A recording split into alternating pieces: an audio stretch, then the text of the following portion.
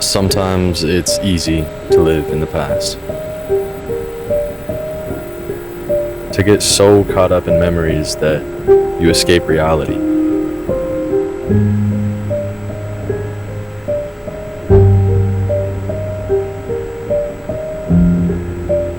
But these fantasies always end the same way.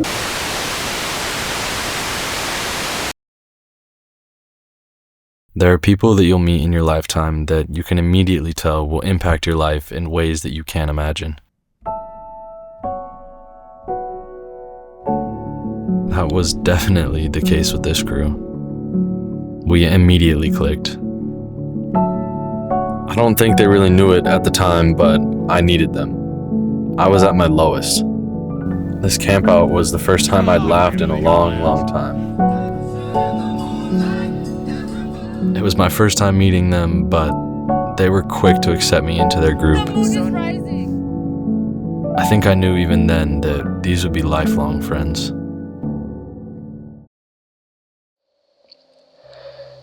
January 14th, 2025. It's getting bad again. I can't remember the last 2 days as hard as I try. Apparently I hung out with someone yesterday. He said he could tell something was wrong, and he almost took me to the hospital.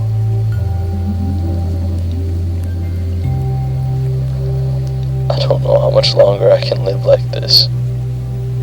I need to change something fast. I'm scared of what might happen if I don't.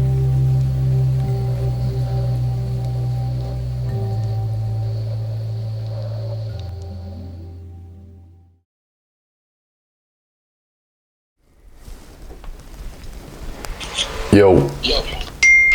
What's good? Are you home? Yeah. Yeah, so the tickets? The 397 one, yeah. For the first one, 397.50, 8 a.m. to 10:55. Yeah, bro, wait, it's gonna be lit. Wait, should I record it too? Yeah. I'm already recording, by the way. We doing this?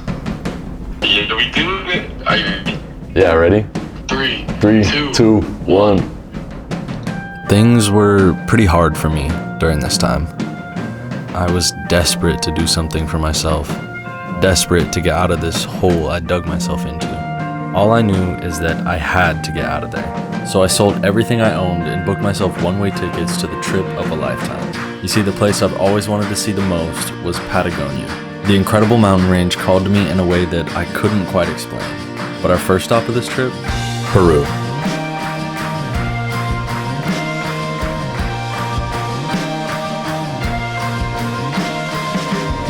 Now, with this being my first time out of the country, I really wasn't too sure of what to expect, but damn, did it blow me away.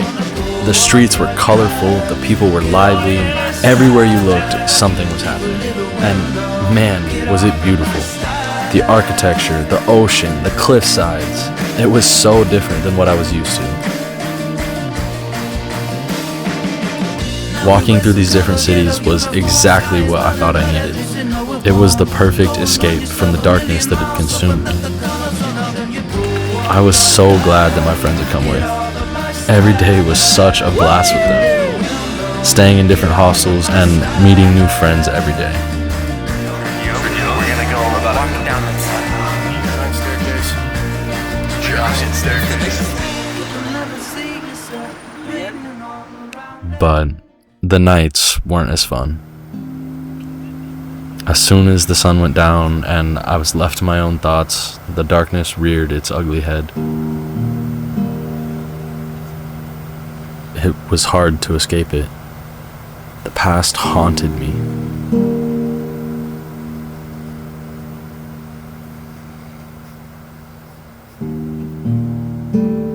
But then a new day would start and the cycle would repeat.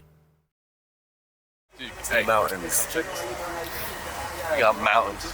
After a few days of traveling, we made it to Huaraz, a beautiful mountain town, and also the location of our first hike of the trip.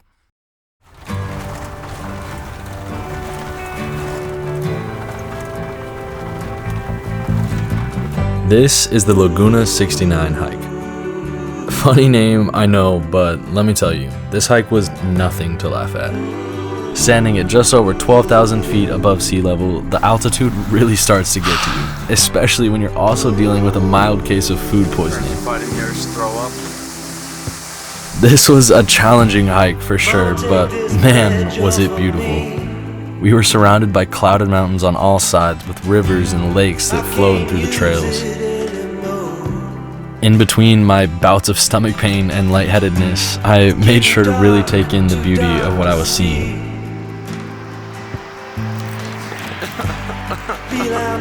Eventually, we made it to the top, and damn, was it worth it.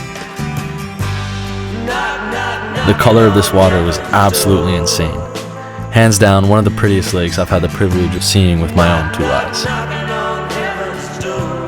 We stopped for a quick lunch up there, and then we headed down, but not before being given a handful of coca leaves to help settle my stomach.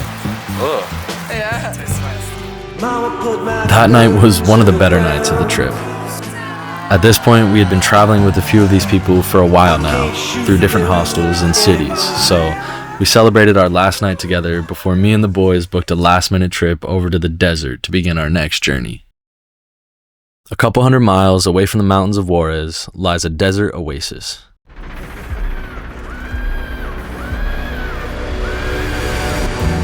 Huacachina.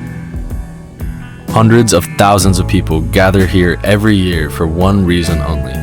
Giant 100-foot dunes as far as the eye can see. The perfect place for Huacachina's sport of choice, sandboarding. We had the time of our lives. The dunes were our playground for the day. We met a new friend here named Max. Now remember him, it'll become important later on. As the sun started to set, I felt myself starting to slow down. I didn't want the moment to end. I felt so grounded and present. This is exactly what I wanted when I left the island all those months ago. Traveling with my friends, doing stuff I'll one day tell my kids about. This is exactly what I was meant to be doing with my life. That's pretty good. The day came to an end, so we made our way down to the city. Then we were off. Our next adventure awaited us. The beautiful city of Cusco. Lively and peaceful. We spent a couple days here taking it in.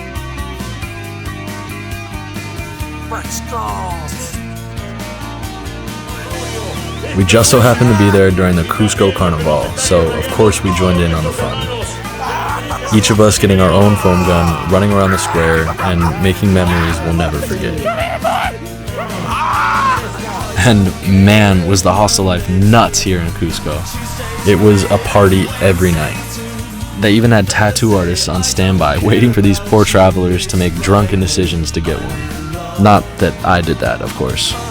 I loved my time here in Cusco. It was my favorite city so far.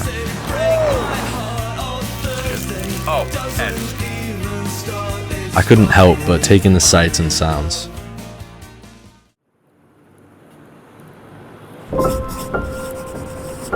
I'm sitting here in a plaza overlooking the city in Cusco. And I'm once again struck with this overwhelming feeling of presentness. In the distance, the faint sound of music drifts in. Lightning strikes just over the mountain, thunder rumbling over. Clouds sit just above the city lights under the glow of the setting sun. Reminders that life is simple. Sometimes I find myself worrying about the complications of life, but it really can be so simple. Each of these people are living their own life, unaware of the other's plight. And as a visitor here, I'm able to see it from a different perspective. It helps to shape my own. This place is beautiful. Life can be beautiful. Nothing else matters except existing.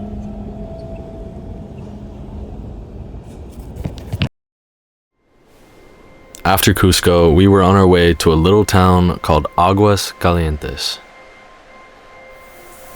Man, let me tell you, this was the most mythical looking town I've ever seen. Nestled deep in the mountains, this valley town was surrounded by foggy, lush peaks on all sides. It looked like something straight out of Avatar. We walked around in awe of our surroundings and then called it a day in preparation for tomorrow. Okay, wait, I forgot to mention something. You see, all 4 of us that came on this trip, our birthdays happened to be in March, so we decided as a group to make a trip together every single year to celebrate. Happy birthday to you. Happy birthday to you. Happy birthday. After we gave Will his celebratory cake, we called it a night, because we had something big planned.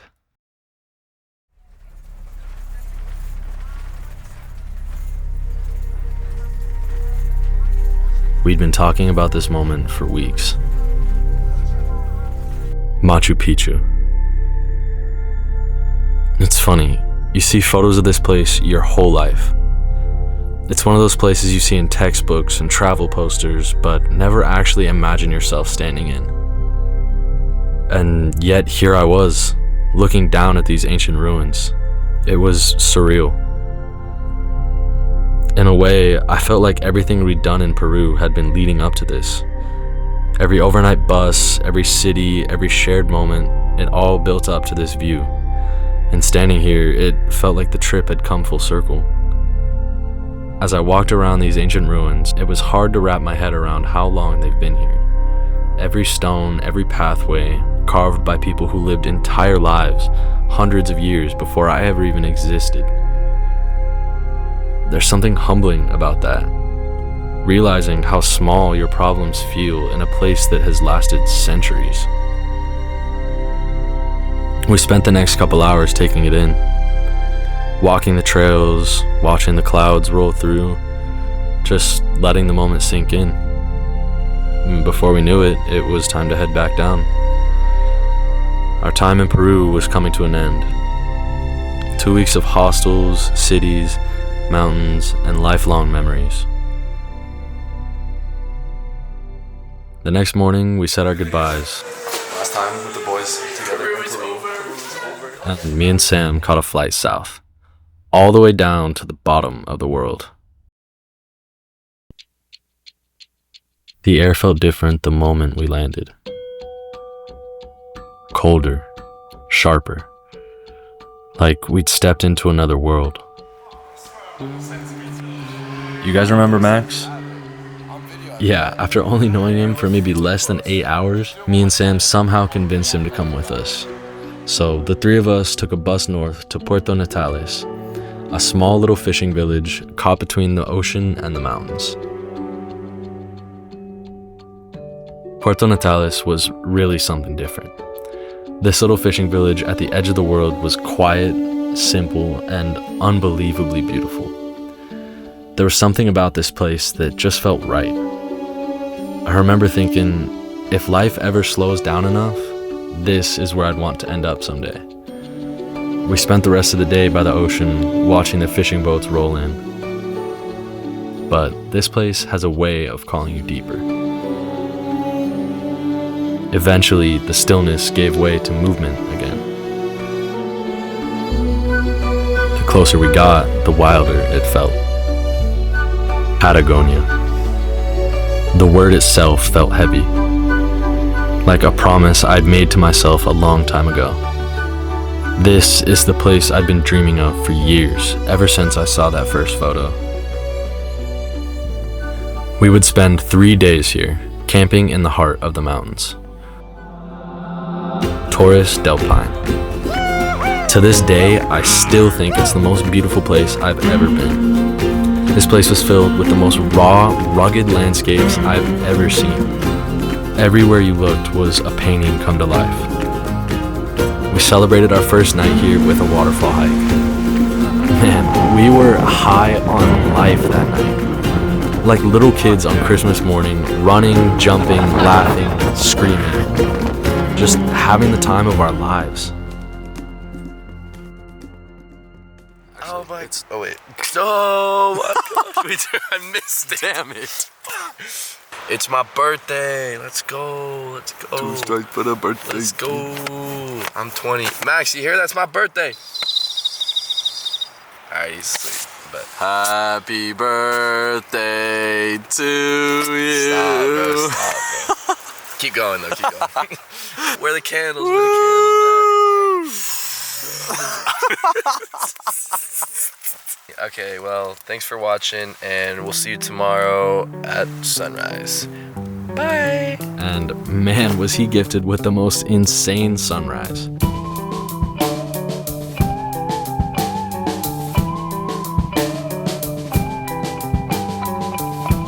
We had a slow morning that day, enjoying ourselves, enjoying the scenery.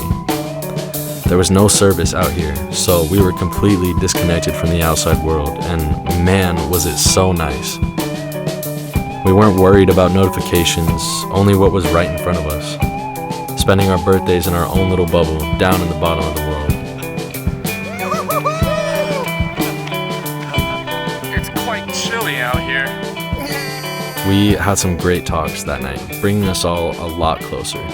Then eventually the clock struck midnight, and You might be right. suddenly I was a year older. Happy birthday to you. From one birthday to another. Happy Passing the birthday. torch. Passing the hand torch, baby. Thanks, How's it feel? Thank you.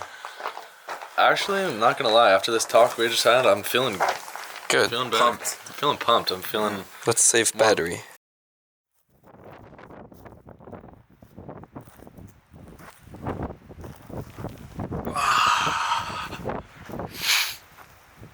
$24.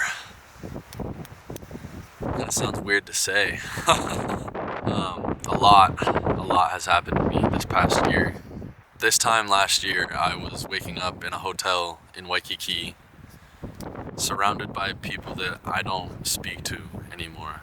And now I woke up here in the beautiful Torres del Paine park in Patagonia. For a long time this last year, I felt this overwhelming loneliness. My life kind of flipped upside down. I felt lost and stuck, just like the world was moving on without me. And I realize now that that loneliness that I felt was the peace that I needed to grow.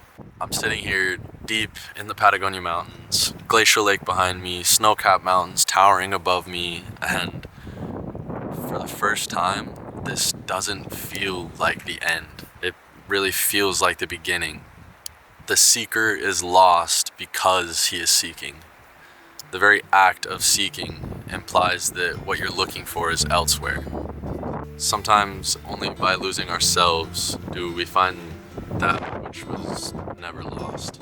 I think I needed all those moments to strip away everything and everyone that was never meant to stay. I learned the lessons from that era of my life, and now it's time to step into that next chapter. I'm grateful for all the lessons that 23 has taught me. I can't wait to see what 24 has in store. Hopefully a lot more of this, you know? But here's to the next chapter in my life. Old man, look at my life. 24 and there's so much more. Live alone in a paradise that makes me think of two. Love lost, such a cost. Give me things that don't get lost. Like a coin that won't get tossed. Rolling home to you.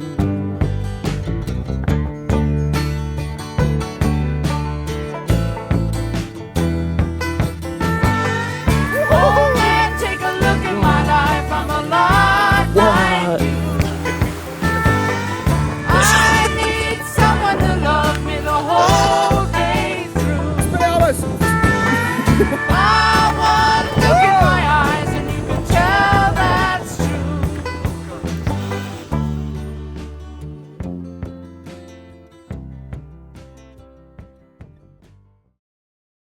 On our final day here in Torres del Paine, we were desperate to find the spot where the wild horses grazed. But I guess that's the thing about wild horses. They're wild. You can't really rely on them to stay in one spot. But it wasn't a total bust. We managed to catch a herd of guanaco as they grazed.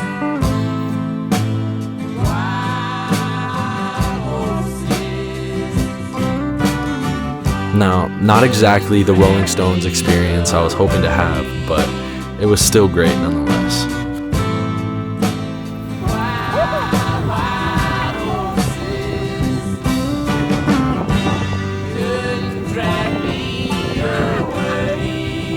And with that, our time in Torres del Paine came to an end. But our time in Patagonia was not over, however. We were headed to Argentina to catch the other side of the Patagonia mountain range. But here, we wouldn't be hitchhiking. We'll take the white one, the car. Road trip, baby. This is the Perito Moreno Glacier. This was the first glacier I'd ever seen, and it stretched back as far as your eyes could see. It was so impressive. Wow.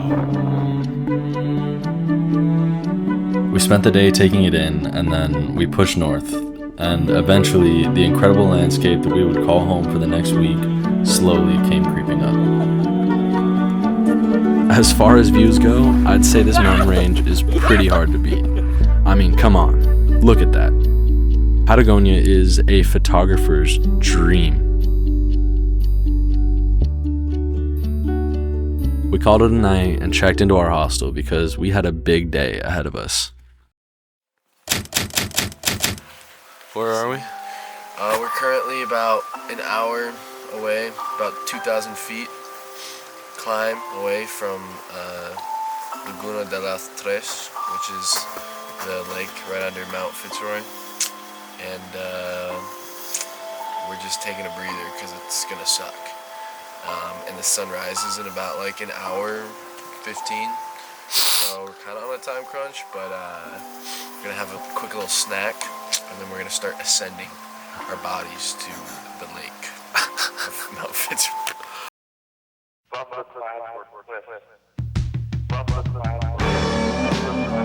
Standing up here, it finally hit me how far we'd come.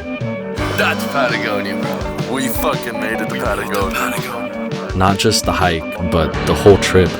If anything were to be Patagonia, that's the trademark of Patagonia. I felt proud of myself. Literally 3 months ago, we were talking about this at Chick-fil-A. I was like, I'm gonna go to Patagonia for my birthday. And I was like, you know what? This was just as much of an emotional peak as it was a physical one. We had really done it. Life is so odd sometimes.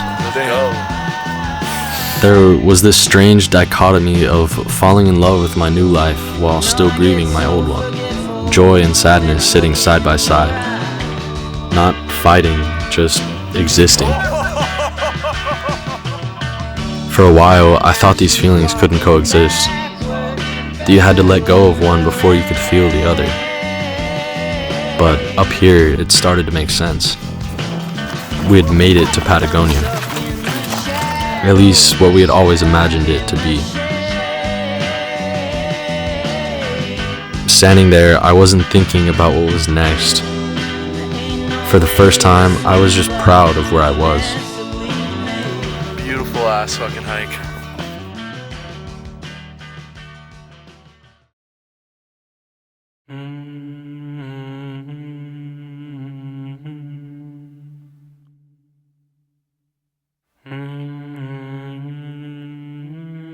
Our final day in Patagonia would be spent here, walking alongside this river. Man, this place was beautiful. We spent a few hours in this meadow, soaking up the last couple hours we had in this mountain range that had changed our lives.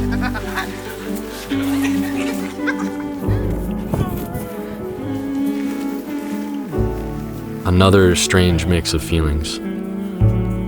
Sad knowing it was almost over, but so grateful that it had happened at all.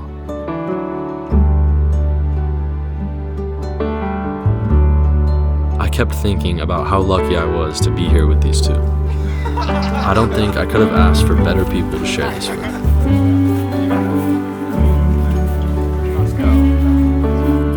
It was a bittersweet feeling.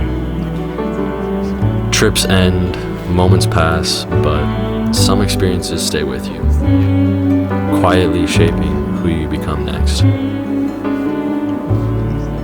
We eventually made our way back down to the hostel, and we finished our trip the best way we could have, with a couple beers and some Pokemon.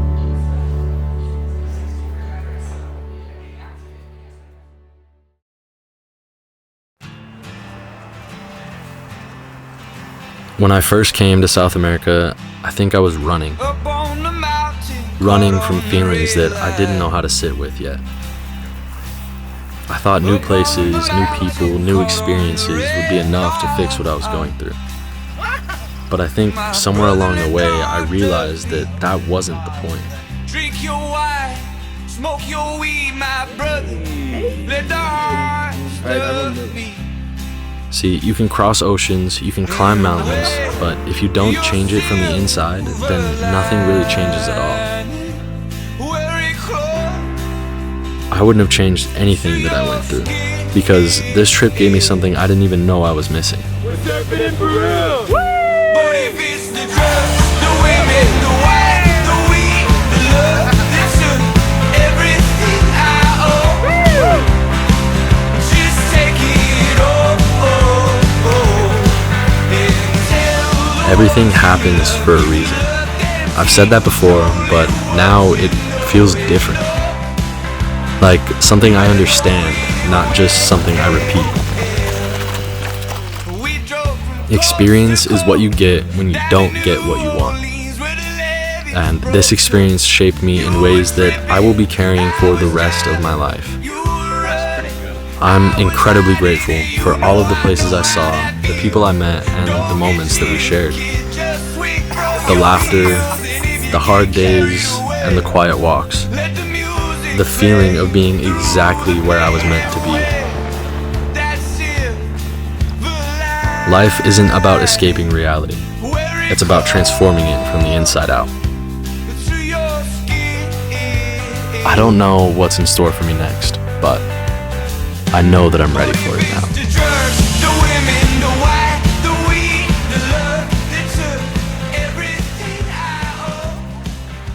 What did you just say? It's cold. I guess you could say it's a little bit chilly. Shut the fuck up. Shut the fuck up. I don't care about, bro.